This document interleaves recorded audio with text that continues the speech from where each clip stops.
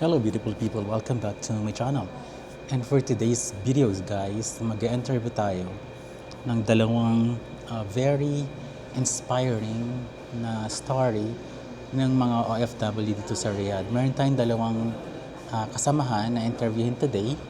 Gusto ko lang ma-share sa inyong lahat yung kanilang story and yung kanilang experiences bilang isang OFW. So, makikilala nyo sila maya-maya lamang. Okay, so, stand by. So yun guys, andito na tayo. Kakausapin natin yung mga friendship natin, right? So, magpakilala muna kayo.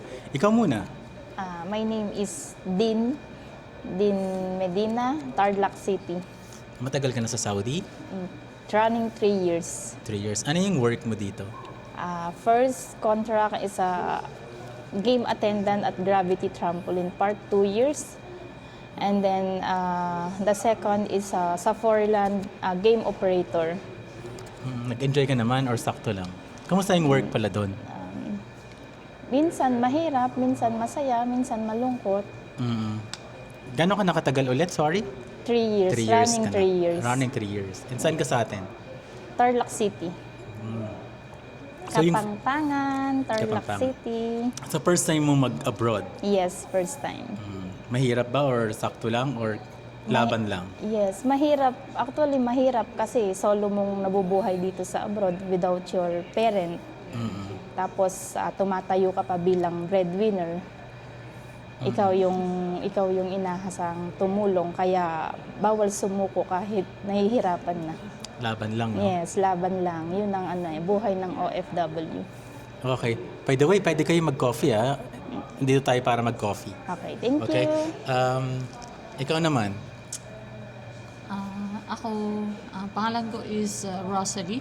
Rosalie. Oo, Di ba? Ang pero- ganda ni Rosalie pang artist. Pero yung mga friends ko, gusto ko tinatawag nila akong Chantal. Oh, yun yung Ano pinaka-screen name ko. Chantal. Oh, Chantal, pang gold star yun, ha? hindi. Yun nga, nasa Saudi ako ngayon. 1 year ako and 8 months. Okay. Ay, sorry. It's okay. 1 year and 8 months. Nag-stay ako dito. Sobrang hirap kasi ang layo mo sa family. Tapos, lalo na pag may sakit ka, alagaan mo yung sarili mo, tapos at the same time, papasok ka pa rin kahit may sakit ka na. Di ba? So, yun.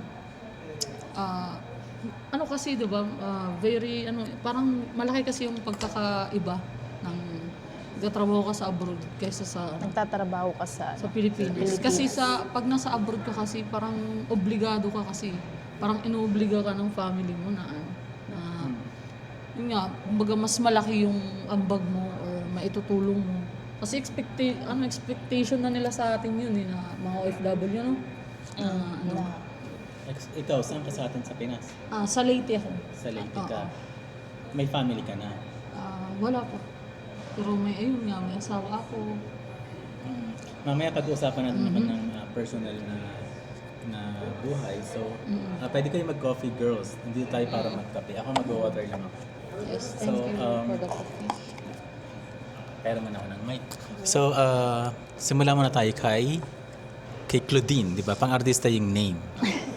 Asan si Raymart? Char. Okay, Nasa kabilang bahay. ikaw, Claudine, magkwento ka naman ng buhay mo. Asan yung parents mo? Asan ang nanay at tatay mo? Right? Anong mang kalagayan nila sa Pilipinas? Right?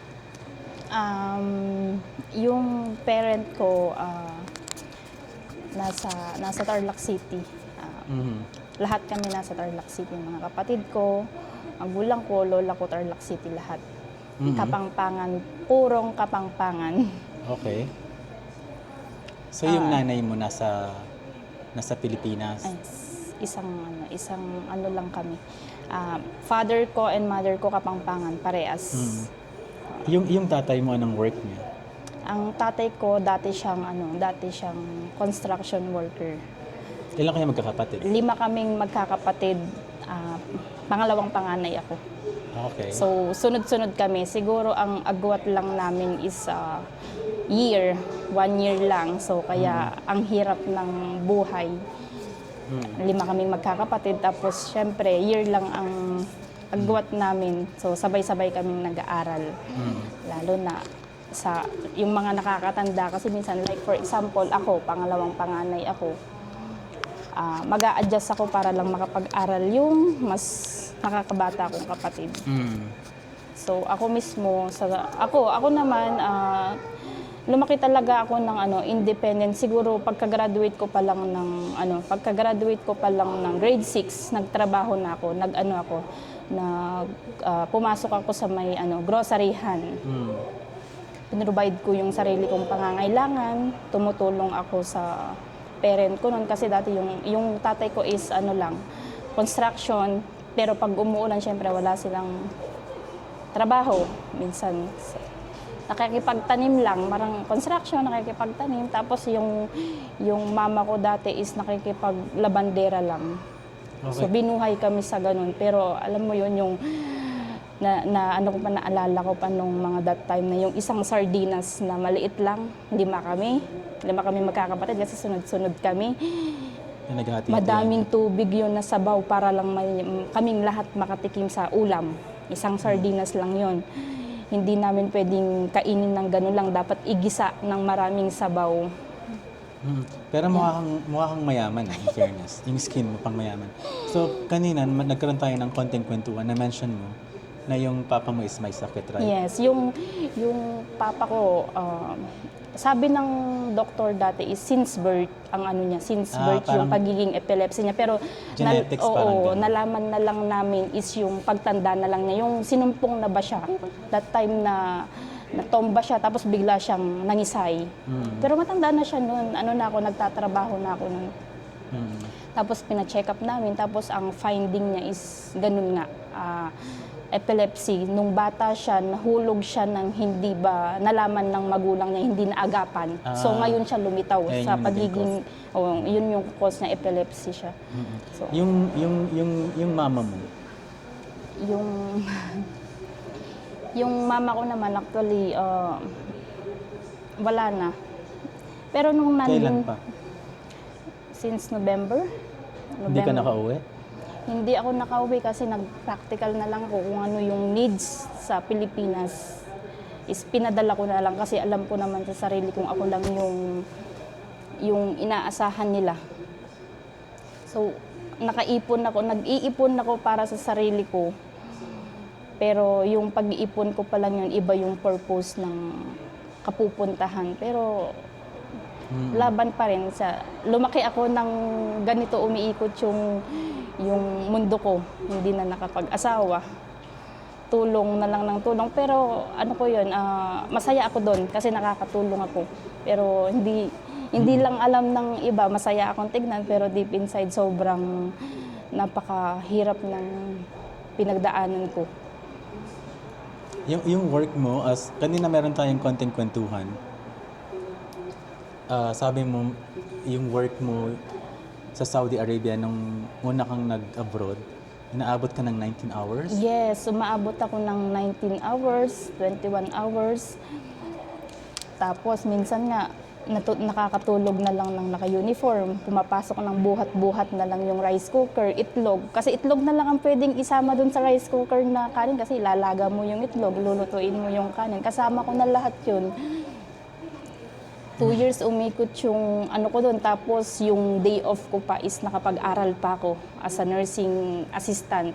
Biruin mo yun, duty ako ng 19 hours. Tapos working student pa ako ng pagka-off day ko. May time na nadedextrose ako, na-hospital ako. Kumikita ako ng malaki pero sakto-sakto pa rin.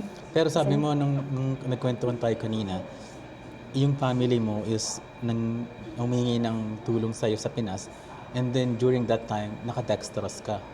Pareho kayo nasa... Yes, parehas kami yung tatay ko noon na sa pangingisay niya, sa sakit niya kasi nangisay siya, epilepsy siya. So siya, parang nagasgasan siya, merong dumagan ba sa kanya. Yata yung plywood or something, hollow blocks. Tapos sabi, may siya dito, nagkabukol siya dito, may kailangan tahihin ba? Kasi malaki talaga yung pagkatama niya dito eh. Malaki yung pagkatama niya dito. Pero nung that time na yun, ako din may sakit, naka-dextrose ako dito sa Saudi. Pero ang tumawag yung kapatid ko noon, ang sabi ng kapatid ko, si tatay kailangan dalhin sa hospital kasi nga malalim yung pagkabiyak niya, malalim yung pagkasugat niya dito. Okay. Na instead ako, pampagamot ko sana yung perang hawak ko pero hindi ko sinabi, sige, ang pagkakasabi ko lang, sige, padala ako ng pera, wag nyo nang patagalin yan, baka lumala. Pero deep inside ako, nasa hospital ako. Ang ginawa ko sa pansarili ko, humiram ako ng pera sa kaibigan ko para maipagamot ko yung sarili ko. Pero without knowing na yung family ko, hindi nila alam na Nasa parehas hospital ka kami din. nagsasuffer. Yak ako ba? Ganon talaga, no? Ang hirap ng... Sobra. It's too young na nakapag Ilan taon ka na nga ulit? 28. 28. In your young age, naging breadwinner ka na. Yes. Sabi mo, grade 6 ka pa lang Grade 6 pa lang ako, nag-work na ako sa may, grocery. Actually, ako yung pinatapos ko ba yung sarili ko. Hindi ako humingi ng tulong sa parent ko ba. Pero, ang hirap na. Nag-graduate ako ng kusang pera ko. High school ako, kusang pera ko yun. Tapos nakakapagbigay pa ako kasi nga, ako na yung kusang lumayo ba? Kasi 5 kami. Yearly sabi lang mo nga, yung... independent ka, di ba? Independent ako mula grade 6. Pero, syempre, minsan kasi yung sinasabi nila yung iba pag independent, parang nagwa-wild pa. Pero ako, hindi ko consider yun. Yung mindset ko kasi, sa edad kong yun, parang ako yung nag-adjust. Kasi ako yung nakakatanda eh. Nag-aaral ako, tapos gusto ko rin silang makatapos ba. Tumulong din ako, kaya doble-doble nun. Sa gabi, nagtitinda kami ng coffee Talaga sa ba? palengke. Oo, nagpapa-coffee kami sa gabi, madaling araw. Anong klaseng mga kape yun? Mga black coffee lang? Ganyan? Yung mga kape talaga natin, Nescafe. Diba? talaga. Tapos may kasamang yan, sandwich. Sa isang gilid lang kami. Tapos minsan yung mga tricycle driver tricycle driver, diba? Nag-ano kami nun, dami kong pinasukan. Tapos nagtitinda kami ng balot. Mga ganun, kwek-kwek, fishball, mga ganun. Makasurvive lang. O makasurvive lang. Ang dami kong pinagdaanan. Then after that, nakapagtapos ako ng high school. Ganun pa rin ang buhay ko. Hindi ka na tumuloy sa kolehiyo. Actually, Nakapag-college ka rin? Degree. Degree ako. Yun talaga yung course ko sana sa Pilipinas na mag-nursing assistant talaga ako. Kasi, parang gustong-gusto ko siyang makamit ba, maging nursing. So, hindi nga afford ng budget ko, hindi ko kaya kasi nga meron pang the rest na kailangan tulungan, parent, kapatid. Kasi nga yung tatay ko, since birth yung sakit niya, nagbe-maintenance So, yung talaga yan. maintenance niya talaga tuloy-tuloy. Oo, tuloy-tuloy yun. Hindi yun mawawala. Kasi ang sabi ng doktor sa amin, lifetime. So, hindi talaga pwedeng pumalta ka sa pagpapadala. 6,000 yung gamot niya. Tapos every month, kailangan overall check-up yun para maano ba siya. Pero grabe, ma-check. no? Kasi hindi naman sa hinusgahan natin yung kinikita ninyo. Yung maliit na kinikita ninyo dito sa Saudi. Ang layo na nararating, no? And Yes. tipid kayo lahat as into the highest level. So sabi ko nga, kanina yung nag-usap tayo, sa ganong klaseng kinikita, paano kayo nakakapagtabi para sa future nyo at saka para sa sarili nyo? Right? Ang maganda dun sa story mo, Claudine, yung nakapagtapos ka pa ng isang course dito sa Saudi, Yes, yung nursing nursing assistant, assistant. aside doon sa very hectic na schedule mo sa work, na-istingit mo pa yun, di ba? Sabi mo nga, ilang session yon? 6 months. 6 months Tapos, hindi pa, running pa ako sa OJT. So, OJT na lang yung Yes, kulang. OJT na lang, tapos makakamit ko na siya, inshallah. Very nice. Gusto ko talagang ipursu yun, kaya thankful ako kasi yung bawat employer na napapasukan ko, like for example, yung Gravity, Pinay kasi ang manager doon, pinakiusapan ko talaga na gusto ko talagang mag-aral. We are promised na hindi ko pababayaan yung trabaho ko kahit nasa ganyang sitwasyon ako. Hindi ko talaga pinakitang nahihirapan ako. Napaka-strong mo, no? Oo. Tsaka isa lang ang nakakalong, pareho tayo na wala ng magulang. Wala na akong tatay. Yung nanay ko nawala siya last July 13. Hindi rin ako umuwi. Kasi, unang-una, ako yung pinaka-favorite ng nanay ko sa lahat. And then, hindi ko kayang makita na wala na siya. Alam mo yun, baka ako yung sumunod. So, pinalipas ko muna yung mga panahon hanggang sa ngayon, siguro, ngayong March, baka umuwi rin ako. At least, lahat hindi na emotional. At least, medyo mas okay-okay na. Diba?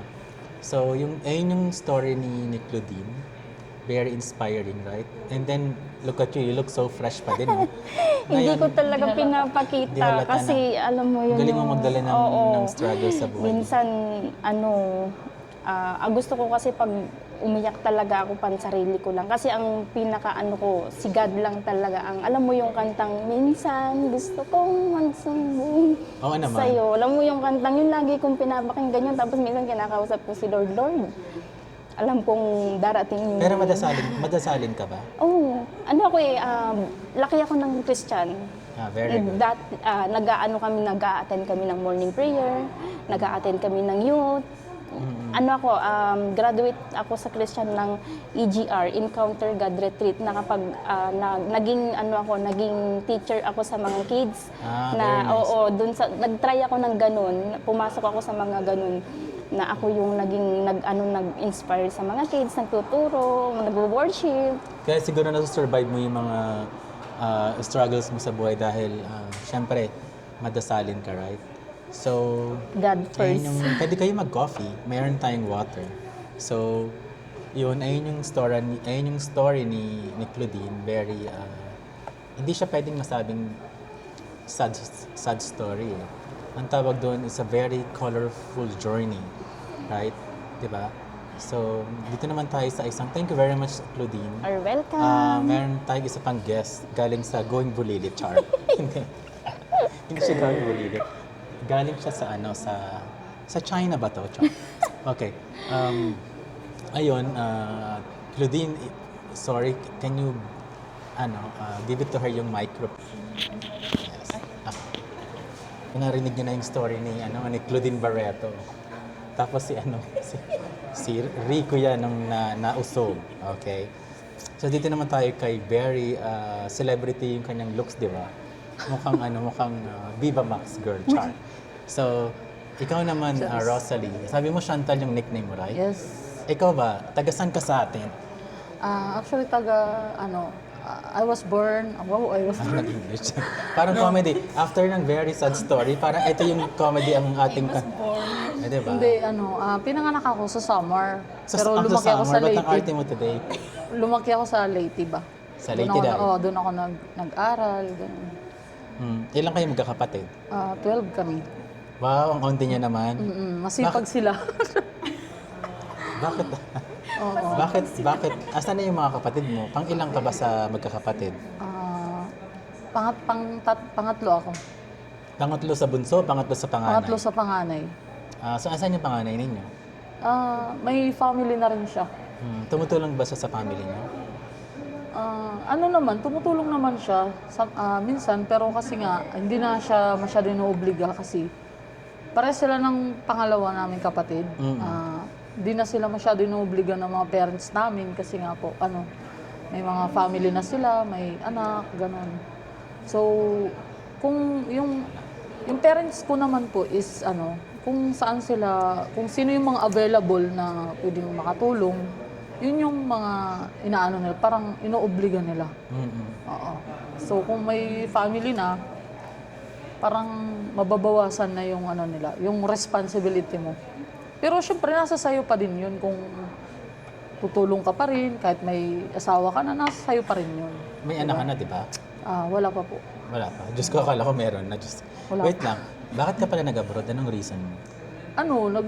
Actually, dito sa Saudi, nag-abroad ako kasi sinamahan ko yung kapatid ko. So Yung sunod sa akin na babae. may kapatid ka dito? Opo. Asan siya? Yung katrabaho niya sa Gravity. Talaga ba? Katrabaho niya. Okay din? Dito rin sa Riyadh. Kasi nga, nagulat ako kasi actually may trabaho ako Nagulat sa ka pa niyan, Sa ganda mo na yan. Hindi nagulat ako kasi actually may trabaho siya, secretary siya sa office siya nag-work. Ako naman sa JNT bilang admin. So, nagulat ako kasi nga, bigla siyang nag-apply. Tapos Saudi pa. So, parang, syempre, dati pa kasi nag-abroad ako, naririnig ko na yung Saudi na scary. Parang nakakatakot ba kasi Kala lang nila masyadong yun. mahigpit, Pero hindi ganun. totoo, diba? Oo. So, So hindi siya kasi open country like Dubai, tsaka Qatar, medyo pa open country na rin sila. So ako, nag-apply din ako kung saan siya nag-apply na agency. Kaya sumunod ako sa kanya. Okay. Kaya napunta akong Saudi. Kanina, meron tayong kwenteng-kwentuhan, di ba? Na-mention mo meron kang husband. Anong kwento nyo ano yung love story nyo? Actually, Kayo pa ba hanggang ngayon? oo. Actually, hindi naman dapat talaga ako magpapakasal. Pero as I said, pag pamilyado ka na, medyo hindi ka na inuobliga ng parents or family mo na tumulong. Baga tutulong ka na lang pag medyo nakakaluwag-luwag ka or kung gusto mo lang tumulong, gano'n. So, honestly talaga, yun, ang main reason ko kung bakit ako nag-asawa. Kasi para makaano na rin sa obligasyon. Hindi naman sa totally Hindi na sa tumatakas ka, pero hindi naman, pero kasi makagaan-gaan. at saka na rin ako, 30 plus na rin ako, 34 na ako. So parang gusto ko 34 ka ngayon. Opo. Nung tumakas ka hindi naman tumakas sa responsibilidad bilang isang anak sa magulang. Ilang taon ka nung nag-asawa ka? 32. Late na rin. Oo, 30 Sa kasi ganda nga mo po, na yan, late ka nag-asawa. sa dami nga po ng parang obligasyon ng ba? Hindi, sa dami ng obligasyon. syempre, sa dami namin, sir, parang mag-aalangan ka na matulad ka sa nangyari sa family mo. Kasi, imbis na, yun nga, sabi ni Claudine, nadaanan din Claudine, namin pwede yun. ka mag-coffee, pwede ka mag-donut dyan. Go lang. Napagdaanan din namin yan na isang sardinas, hati-hati lang kami. Pero Napagdaanan pareho din ng namin brand. yan. Ano ba yung brand ng sardinas mo kanina? Yun sa'yo, Ligo. Pareho sardinas pero magkaiba ng brand. Sabi nga Hakuni? nila, Hakuni yung yata dating- yun? Oo, yung dating maraming sabaw ng engravings mo na lang. Bongga. Din namin, na-experience din namin na kasi nga sa dami namin talaga na magkakapatid. Tapos umabot din yung time na kailangan mo magparaya kasi gusto ng parent mo na mimili sila na ikaw magtapos Actually, ka. hindi ka rin nagparaya, hindi lang sa ulam eh. Nagparaya ka rin sa pag-ibig, di ba? Yes, oh my God, andun na So, papunta na. si Rosalie, hindi lang siya nagpaparaya pagdating sa pagkain. Nagpaparaya din siya pagdating sa pag-ibig. Yes. Ikwenta mo naman yung pagpaparaya mo na yan. Yun Ano ba nga yan? po kasi di ba, sabi ng kasabihan, Sabi ng mula noon kasabihan, hanggang ngayon na pag OFW ka, hindi ka daw tunay na OFW pag hindi ka daw nawalan ng asawa or partner. Diba? Kasi for example, ako nag-abroad or siya nasa Pilipinas. Oo. Kung hindi ako yung magloko, siya yung magloloko. Parang ganun. So, Pero hindi ka naman nagloko. hindi po. So sa madaling salita, si husband yung nagloko. Opo, yung nasa Pilipinas naman yung nagloko. Parang Ano nangyari? Yun nga po, may mga concerned citizen doon sa amin, sa lugar namin. May nag-send sa akin ng picture na, wala na ba kayo ng asawa mo? Pero hindi ka naman ganun kabilis maniwala. Hindi naman po. Ako po kasi yung parang kukuha muna ako ng both side na mga story niyo kung doon ko talaga yung i-analyze ko kung sino talaga yung totoo at hindi or tama at saka mali. Kaya ang ginawa ko, nalaman ko siya by December. This last year. Oo. So, pero Matagal ka na niyang niloloko. alam ko na pero ako sa harap niya or kausap niya ako, nag-act ako na parang walang nangyari, wala akong alam, wala akong Totoo ba yung nalaman. pakiramdam na pag niloloko ka ng asawa mo or ng partner mo, kahit hindi mo nakikita, nararamdaman mo? Tapos lalo na sa mga babae kasi may girl instinct talaga kami. At saka totoo talagang nangyayari yun. Kaya pala that time, maganda yung tulog ko kasi pagod sa trabaho, di ba? Pag OFW ka talaga, talaga sa trabaho. Kasi nakakapagod. So, bigla-bigla ka na lang magigising, tapos kinakabahan ka, yun na pala yun. Yung parang nagulat ka na. Pero alam mong siya yun. Ang pumasok agad sa isip ko, or baka may nangyari sa ngayon, chinecheck ko siya, hindi ko siya makontak, parang gano'n, hindi ko siya Pero, kasi nga, inaantok pa ako, so hindi ko Pero anong work ng asawa mo sa Pilipinas? po siya, parang rider, gano'n. Nasa JNT. Rider is a sweet lover, sabi nila. Aside sa driver. So, yun na nga po, nalaman ko na mga ilang days, may nagsad sa akin na mga friends din namin, mga taga din sa amin. Pero yung girl kilala mo? Actually, hindi po. Ever hindi ko since siya- di mo siya nakita? Hindi ko siya. So, kapitbahay niyo ba siya? Pero or before, kinikwento na siya ng asawa ko ng ganito, ganyan. May Kinikwento gusto niya sa na? kanya. Kinakwento niya na ano? Ah, Kilala niya? May kilala siyang girl na ganyan? hinanap daw siya ng girl. Ganun. Parang ganun yung love. May love story din kasi sila na unfinished. Kumbaga, parang wala silang So, dati niyang karelasyon yun? Parang wala ganun. silang, hindi naman. Walang parang, closure. Oo, wala silang closure na. Kasi parang ganun. Basta, it's a long story. Okay. Yun nga. To cut the long story short, ano yung outcome nung nakita mong, nalaman mong may iba siyang girl? So yun, inano ko muna, inag-imbestiga muna ako kung totoo, Parang police ka kinonfirm naman. ko. Siyempre, mahirap din kasi pagka malayo tayo, di ba? Kasi mahirap talagang magdesisyon. True. So yun, inimbestigahan ko kung totoo. So, na-proof ko naman dun, batay Totoo. sa akin pag-iimbestiga na totoo. So, ang ginawa ko na by January, inano ko na siya, kinonfront ko na. Totoo ba? Pero ano, no, sabi mo kanina, nung nagkwentuhan tayo, kasal kayo. Yes, And kasal. then, wala kayong baby. Wala pa po. Wala, which is good, no? Pero, meron kayong, properties. Yes. Na pwedeng, okay, anong story nun? Paano mangyayari pala doon? As in, maghihiwalay na ba kayo o wala ka pa naman balak? Wala, actually wala pa naman. Di parang mahantong sa ganun. Pero Pero mahal minsan, ko ba siya? Oo naman. Siyempre, Despite mahal ko siya. na niloko ka niya? Oo. Ikaw ba, never ka bang nanloko ka sa kanya ever since? Hindi Even po. one? Actually sa work ko, actually hindi naman sa pag-aano. May mga Nagkaparamdam pumuporma or may hingi ng number. Pero ibang lahi or Pilipino? May Pilipino din po, may ano. Pero sabi ko nga, pinapakita ko, hindi ko Pero na siya, wala naman, asan hindi ko siya? siya sinusuot kasi nga po, as of now, nag-healing pa ako talaga. Nasa healing session pa ako. Baga, Nasa healing process ka pa. Oo, nasa ano pa. Pero anong balak mo yan? Itutuloy mo ba yung relationship Yun nga mo? po, as of now kasi mahirap mag-decide talaga. So parang Mahirap floating magsatanong. pa ako sa decision ko kung Unless umuwi ka ng Pilipinas oo, para kung maayos yung bibitaw problema. o kakapit. Parang ganun. Pero nasa center lang kasi ako ngayon. Mahirap kasi talagang magdesisyon. Pagka wala ka talaga sa lugar na, tamang lugar ba na ano. Kumbaga, inaantay ko na lang na makauwi muna.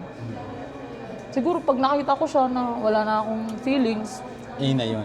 kasi ang trust naman kasi is isa lang. Hindi na ibabalik yun. Hindi na po, hindi na maibabalik. Once na nasira yun, hindi na talaga siya pwedeng maibalik tulad ng dati. Okay, ayun yung personal mong experience sa Pilipinas tsaka sa asawa mo. Dito naman sa Saudi, anong mga struggles mo? Ano yung mga bagay na sineselebrate mo dahil meron ka na wala ka dati, hindi mo mabili sa Pilipinas pero ngayon nabibili mo na. Ano ba yung mga experiences mo sa Saudi Arabia? Let's go doon sa mga struggles mo muna. Actually, ang struggle talaga dito, pinakauna is kung paano mo ano yung may-handle mo yung sitwasyon mo. Anong klaseng sitwasyon yun? Yung, syempre, pinakaunang kalaban natin dito is homesick talaga. Homesick. Tapos, pangalawa, yung sitwasyon natin, kung baga, paano ka mag-a-adapt, paano ka makikisama. Tapos, sa trabaho, kung paano kakayanin ang katawan mo. I think ang struggles nyo dito sa Saudi, no? Yung long hours duty. Yes. Yung mahabang oras ng sa trabaho. pagtatrabaho. Kung paano mo kakakayan, isipin mo, lalo na paggising mo sa umaga, oh my God, papasok na naman. Sana Lord, Pero kayanin. it's a blessing, right? Yes. Na meron kang trabaho. Yes. Amen. Kumbaga, mapapaisip ka na lang na, Lord, sana tulungan mo ako. Mapapasigaw ka nga eh. Na, Ayun yung struggles Lord, mo. please. Aside from that, wala na. Yung long hours duty lang, no? Opo. Feeling ko yun. Eh, yung mga bagay naman na sineselebrate mo, na dapat mong ipagpasalamat sa Diyos dahil at least may napoprovide ka sa sarili mo tsaka sa family mo. Ang pinagpapasalamat ko lang talaga na dapat ko talagang i-celebrate is, nakakatulong na ako sa family ko ng mas talagang mas may kakayahan ako. Tapos napoprovide ko yung gusto ko, nabibili ko, or yung sa asawa ko, yung sa mga kapatid ko talaga kung ano yung ano nila. Sa awa ng Diyos na ano ko naman, napoprovide ko naman ng paunti-unti. Na kung saan sa Pilipinas hanggang sana all ka na lang, di ba? Right. Dito, oo. Kailan mo balak umuwi niyan? Para for vacation? Actually, plano ko talaga this year. Sana. Siguro mga June, ganun, or July. Yun yung plan ko sana. And then, para ma-fix ko rin kung ano talaga yung magiging output ng relasyon namin. Kung anong kakahinatnan ba. Yun talaga yung gusto kong Ayusin. Kung ano yung titignan mo kung ano maging outcome Oo, yung ng pag-asama niyo outcome. pag-uwi mo ng Pilipinas. Yes. Magkaiba kayo ng story, no? Kasi yung story ni Claudine, medyo emotional eh. Yung tipong more on, as in, yes, yung struggles niya ng sobra. Pero, everything happens for a reason nga sabi nila, di ba? Yes, Iniwala amen. din ako sa verse na Jeremiah 6:12. Sabi din sa verse na Ano yun? Jeremiah 6 verse 12 is, when the time is right, the Lord will make it happen. Wow. Amen. Amen, very good. Yes. If it's God's will, it will be. Right. Diba? Ang ganda ng pananaw ni Claudine sa buhay, diba? Kaya siya very strong. And nakikita ko sa aura mo na hindi nakikita sa aura mo yung struggles mo sa pinagdaanan, buhay. yung pinagdaanan Kung wala siyang mark ng struggles, kumbaga. Pero sa mata mo nakikita yung sadness and pain. Pero mawawala rin yan. Okay? Si Rosalie naman, si Chantal, diba? Pang Viva Max yung name niya. Yung kanyang story sa buhay, iba naman din. Iba yung may mas makulay yung story ni Claudine. Yung kay Chantal, colorful din, kaya lang ang struggles niya is yung kanyang relationship sa kanyang partner. Right? Yes. And I'm sure makakatagpo ka rin ng para sa'yo kung hindi man kayo ng husband mo. We don't know, di ba? Pero ganun yung buhay, di ba? Kailangan natin lumaban, di ba? Yung mga nangyayari sa atin, bad man yan or good, may mga reason siya. Yes. And it's just like a vitamins na iniinom mo, tinitake mo every day, para in the future, once maka-experience ka ng mas worse, it will gonna be easy for you to handle it. Right? Tama. So, yun, ganun lang. Ang sekreto lang naman sa buhay, Claudine and very nice, yeah. Ang sekreto lang naman, yes, congratulations. Ito yun, nakapagtapos ako. Very good. Actually, ang sekreto sa buhay para maging successful kayo, isa, dapat hindi kayo gumagawa ng masama sa kapwa. Yes. Isa yung sa mga Actually, may kasabihan nga po sa ako, ingredients. para sa mga nasaktan at para sa mga nagmumubukon pa sa ngayon. Okay? Ang masabi ko, may kasabihan ako dyan eh. Okay lang na masaktan ka, wag lang ikaw yung manakit. True, very good. Exactly. Yes, Yan totoo yung yun. nabuo kong Yun nga. kasabihan. True. Ayun lang yun. Ayun lang yung mga major ingredients sa buhay para makasurvive. Irespeto mo yung mga nasa paligid mo. Yes. 'Di ba? Huwag kang gumawa ng masama sa kapwa mo. Tapos, mahalin mo yung magulang mo. Pagka meron ka nitong tatlong to, Importante. lahat ng blessing babalik sa'yo. Number 1 talaga ako na-attract sa isang tao pag once na mapagmahal sa magulang. True. Exactly. Ako talaga number 1 talagang priority ko. Kahit mawala sa akin lahat, wag lang talagang pamilya ko ang naagrabyado. Kasi Tama. yun ang mindset ko eh. Right. So, ayun guys, ayun yung ating episode today, yung buhay OFW, right? It's not OFW. easy. So, thank you so much Claudine and Chantal for joining me today. Pwede na kayong magkape. So, di ba? Thank you for this. Laban lang, right? Thank you. Sige. Laban So, lang. inshallah, next time yung pag-uusapan naman natin, yung mga success story naman, right? So, for time being, exactly. Soon na nasa level up na rin kami. Right. Like right. you. Isa ka sa mga inspiration. Inspirasyon namin. Ano ba, yung Wow. namamangha ako sa'yo, sana balang araw ganyan din ako. Kaya nga Wow, po, mangyayari naman yan. Inshallah. Ano lang, prayer lang at Prayer saka lang. At kunting tiyaga. gawa. Oo. Tsaka be smart. Yun Prayer lang. is the best. Prayer is number 1. Exactly. So, ayun nga. So, thank you very much and ayun na nga. Ayun na nga guys, natapos yung interview natin today. So, very inspiring yung story nila, right? Yung isa, about sa kanyang personal story, like sa family niya, sa mama and papa niya, sa parents niya, Yung isa naman si Chantal is more on story regarding sa kanyang work and sa kanyang husband. So, yun lang. Siguro naman sa mga share nilang experience, marami din kayong, or nakarelate din kayo. Marami rin kayong natutunan, right? So, yun lang for today's episode. Babalik tayo siguro next time para mag-interview naman tayo ng ibang OFW dito sa Saudi Arabia. So, yun lang muna and I'll see you again soon. Bye!